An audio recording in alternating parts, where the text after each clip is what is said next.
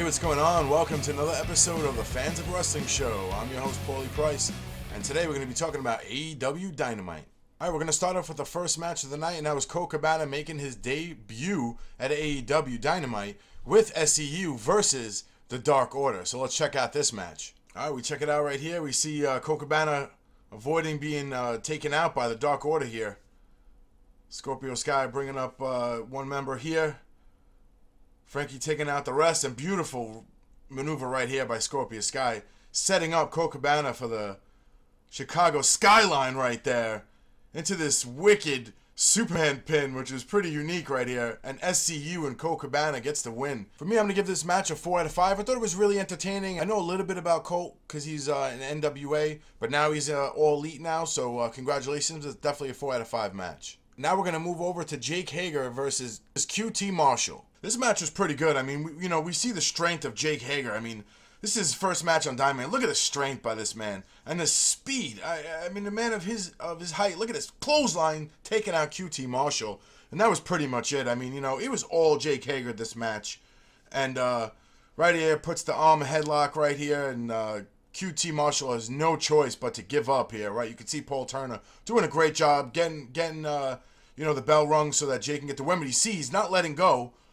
And then Dustin Rhodes, of course, he was right there, takes him out, but it's only a matter of time. You saw Santana Ortiz. Here comes the couple of guys from the inner circle here, and it gets on Dustin. But then you see Cody come in, and now this crowd just got electric here. Look at this vicious power slam right here. Beautiful by Cody Rhodes. But, just like his brother, it was only a matter of time. But it was cool to see him go off with Jake Hager right here. But watch Ortiz from the back with a chair, taking out Cody. And now, again, another member taken out. But then you see Matt Jackson right here come to the rescue of Cody Rhodes and Dustin Rhodes. And now we get another guy taking out everybody. So this was really entertaining. This was actually more entertaining than the match. But I like the storytelling here. This is really great. And look at this vicious slam right here by Jake Hager taking out Matt Jackson. And again, the inner circle getting the one up here. But here's where things get really funny and awkward. Hangman Adam Page coming out drunk. Now, he was kind of telling Ortiz, like, don't worry about it, don't worry about me, don't worry about me, So we didn't know if he was going to attack the Elite here, which was he puts his drink down. And then out of nowhere just goes right after Jake Hager in the inner circle, all right? And the crowd was going nuts here. This sequence at the end of this match was just great. You could just see it here, how exciting this is. Jake Hager even tried to get rid of Hangman Adam Page, but look at the Drunken Cowboy hanging on right here. And the buckshot lariat taking out the big man. That was just freaking awesome right here. But what even topped the cherry right here was right here. Gets his drink. And now we find out a little more what's going on with the Young Bucks right here. Because look, Matt Jackson was like, hey man, came out for me. This is cool, man. We're good. We're seeing eye to eye. Yeah, fuck you. I thought that was great. Let's continue to tell a great story here. And Hangman Adam Page is getting out of the ring. Drink some more beers. What I'm worried about is him getting the coronavirus now. Just taking drinks from random people. He's got to worry about that.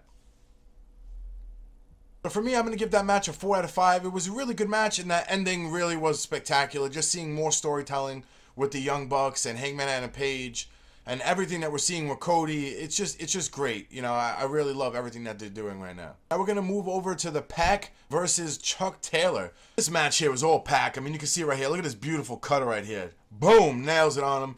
There's a point of Chuck Taylor right here. Gets a little momentum going here. Tried to hit the moonsault.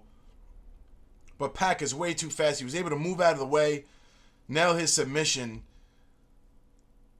and force Chuck Taylor to give up and wins the match. But right here, see Orange Cassidy get in the face of Pac. The Lucha Brothers coming back. And look at this right here. Boom! Taking out Orange Cassidy. That was beautiful. One for Trent, 2 right to the head. And a second one for good measure right there. That was just great. I love these endings with everybody coming out. And look, just full-scale war. I mean, for me, this was a really good match. They told a great story. And, I'm going to give it a 4 out of 5. I think it definitely had a good vibe. Especially Chuck Taylor doing his first time doing a singles competition. I think he did pretty well. So, 4 out of 5 for that match. All right, now we're going to move over to the main event. And that's Jon Moxley, the new AEW World Champion, teams up with Darby Allin versus Chris Jericho and Sammy Guevara. So we see right here, Darby Allin comes out first We're waiting for Jon Moxley. Jon Moxley comes in, but all of a sudden, he gets jumped from the back by a couple of fans here that are wearing some lucha masks.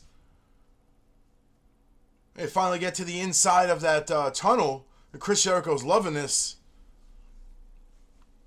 Which reveals Santana and then Jake Hager, assuming that's Ortiz because of the hype. But, I mean, they come out here. These guys were busy tonight. They really was like ransacking this whole show. And they literally just gave it to Jon Moxley. I mean, you could just see here, Jake Hager putting the pressure. Early in the show, we saw, Chris Jericho announcing if Moxley walks out, he will step away for 60 days. I mean, then look at this. Getting out of that Walls of Jericho and a beautiful coffin drop right there from Darby Allin. Let's see that again. Oh, man, I love that move. He hit it again here on Sammy Guevara. Almost gets the win, but the ref was so worried about the reaction here. Took time. Jericho was able to get in and break the pin. And this right here is what turned the tables for Darby Allin. He thought he had Jericho on the outside to hit him with a suicide dive, but watch this Judas effect right to the face.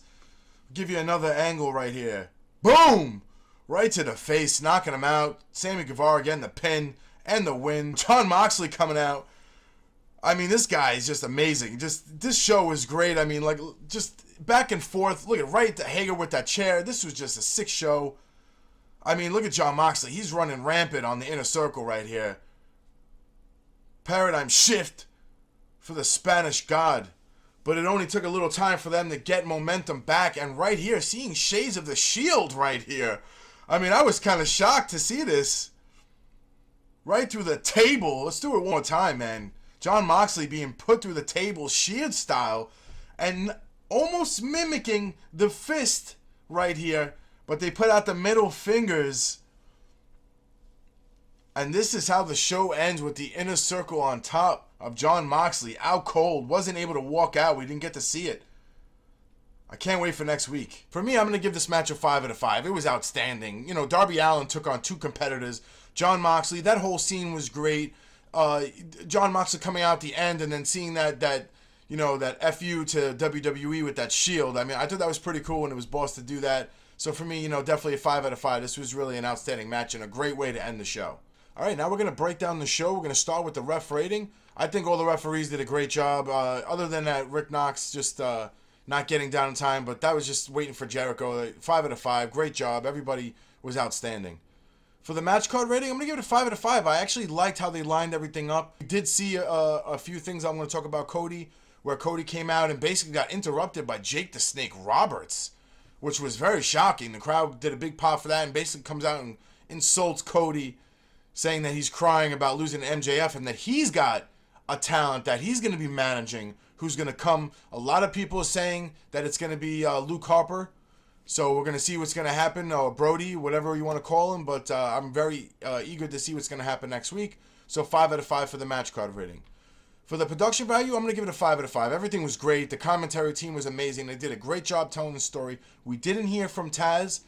He wasn't there today, but production value for everything was great. So 5 out of 5. For the overall show value, I'm going to give the show a 4 out of 5. For me, I was expecting a lot more from the show after Revolution. And I guess I even didn't talk about the Big Swole match versus the Librarian. It really was just a lackluster. There wasn't. I didn't even want to rate it. It just, to me, it just didn't have anything for me to talk about. And I know they were giving the Librarian a chance for the first time, but it really just didn't have. It just wasn't doing for me to the point, like I said, I wasn't going to talk about it. So I'm going to give the show a 4 out of 5. It still was a great show. I was entertained at the main event and everything in the beginning of the show, but other than that, 4 out of 5. We're going to talk a little bit about Matt Hardy. He posted this video on his YouTube, and this is the end of it. And this car pulls up. And who comes out? Matt and Nick Jackson, the Young Bucks. So, I mean, I don't know. I think that's pretty official that Matt Hardy is going to AEW. All right, so I put up a poll on Twitter, and I said, what did you think of AEW Dynamite? 72% said fantastic, 20% said okay, and 6% said not a fan. I'm assuming it's probably just one person out of 29 votes, but, that's not bad. I think it was a fantastic show. I definitely wouldn't say it was an okay show. It was a really good show. it definitely wasn't what I expected it to be, but it really was an entertaining show. If you're not following me, you should go ahead and do that at Fans of Wrestling. The L in wrestling is a capital I, so 2 I's in wrestling. Or you could follow my personal, and that's at Paulie Price. Alright, thank you so much for watching. If you have an issue with my ratings or reviews, I really don't care. Because at the end of the day, what do I know? I'm just a fan.